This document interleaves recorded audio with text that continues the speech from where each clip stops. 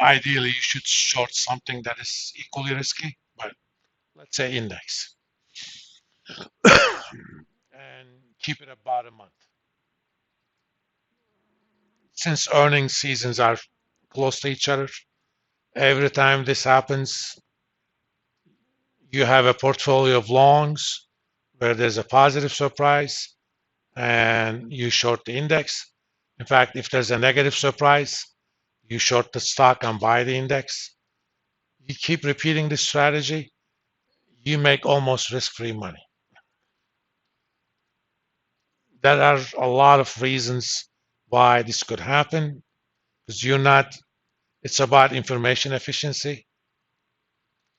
When a firm announces a result that's a lot more than expected, sometimes there's big uncertainty about quality of that data point. Yes. Mhm.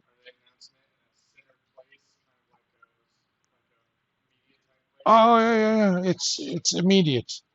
I mean, let's see what happened today. Today there was going to be some earnings announcements.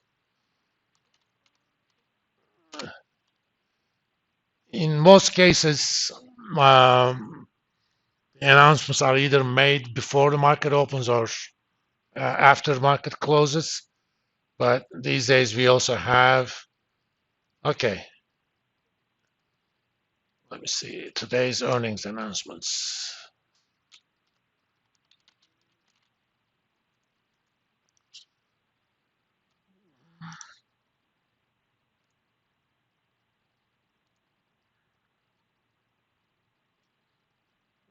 Let's find a company that's big enough.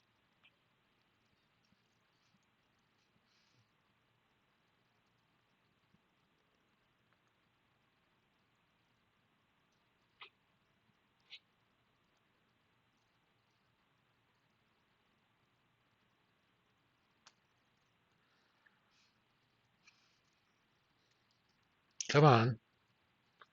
What happened to my, oh,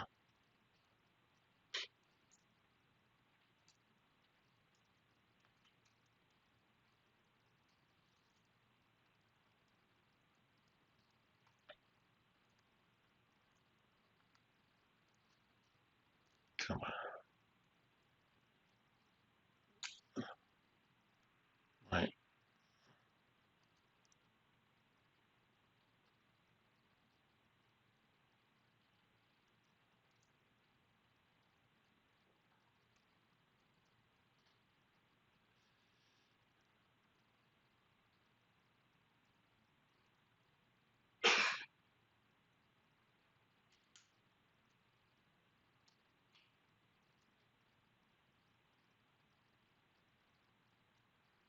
Let's go to CNBC.com again.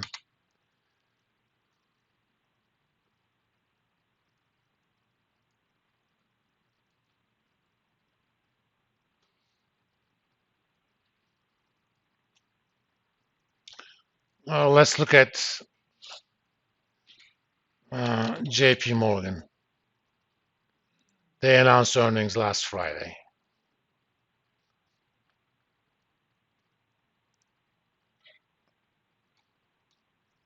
They announced it after market close. It was much better than expected. It basically jumped over $10 after that news. Okay. Why? Because people weren't expecting it. And, that drift is going to continue for a while. People are, no, not specific to there. In general, people are underreacting. In fact, I've seen some studies. Uh, there are ways you could measure quality of accounting earnings. If you know anything about accounting, the announced earnings can be managed using accruals.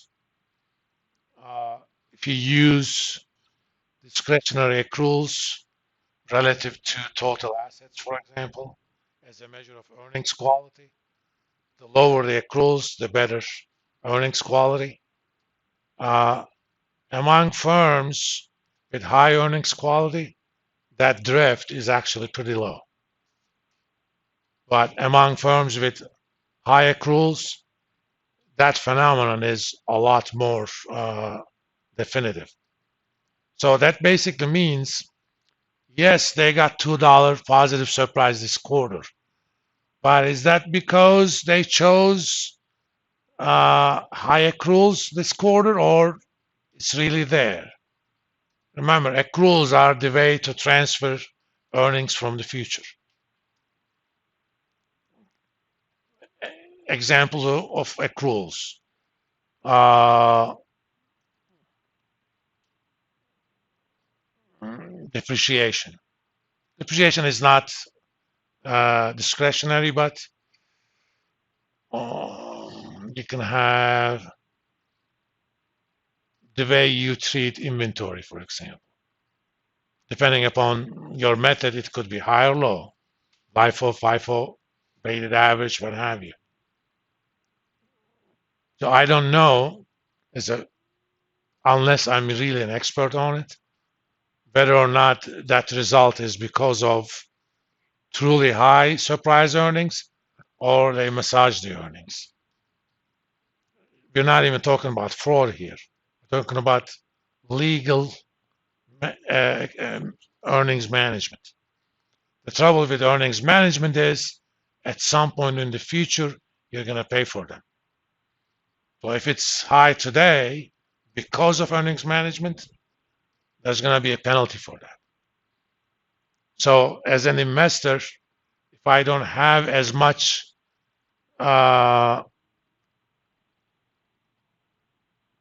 faith, let's say, in the quality of the announced earnings, I'm going to hold myself. It's really a big number, but I don't want to believe it that much. Over time, I'm going to look at numbers and see if it is indeed justified, and I'm going to go ahead and buy it. That's kind of the idea. At least that's one of the implications. For example, the degree to which you can make money from earnings drift is higher for smaller companies because you don't have as much faith in the quality of that data compared to a company like Google, for example.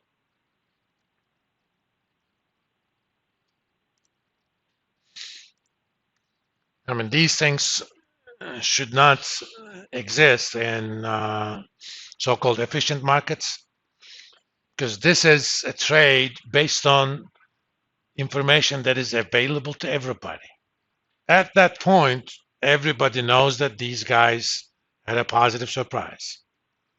If I can put up a trade based on information that everybody knows and still make money relative to an overall market, that's a sign of inefficiency.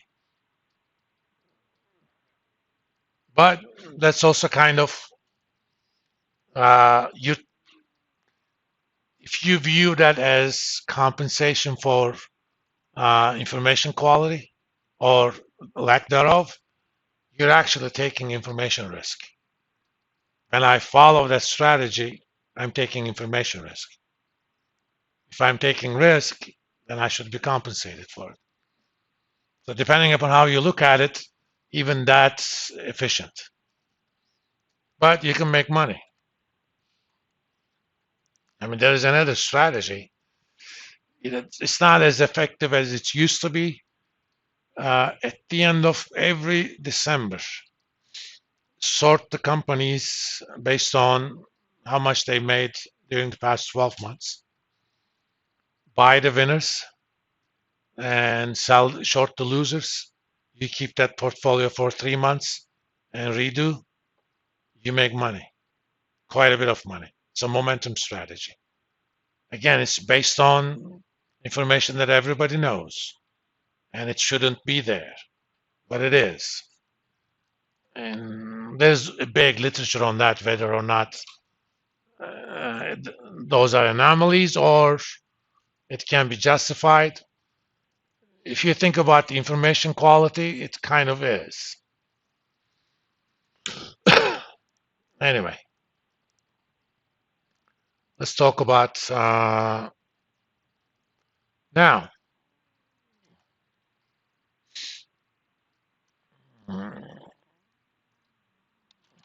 Even the unanticipated news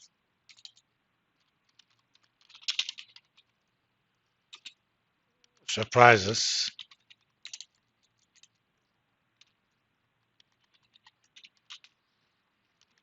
can be divided into two.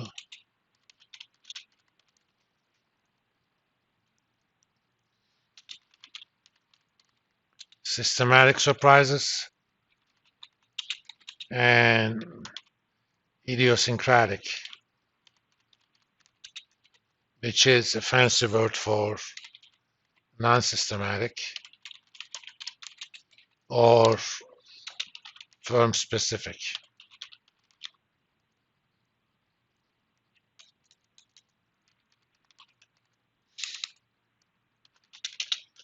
If a surprise is systematic,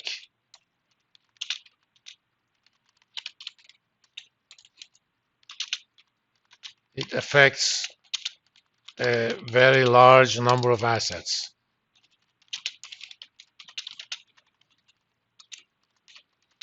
Not necessarily to the same degree.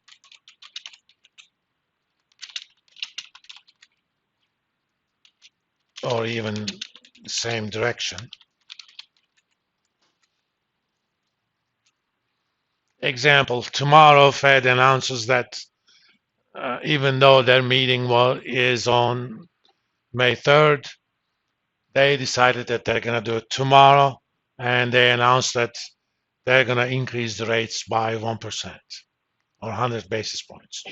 That would be a huge surprise, right?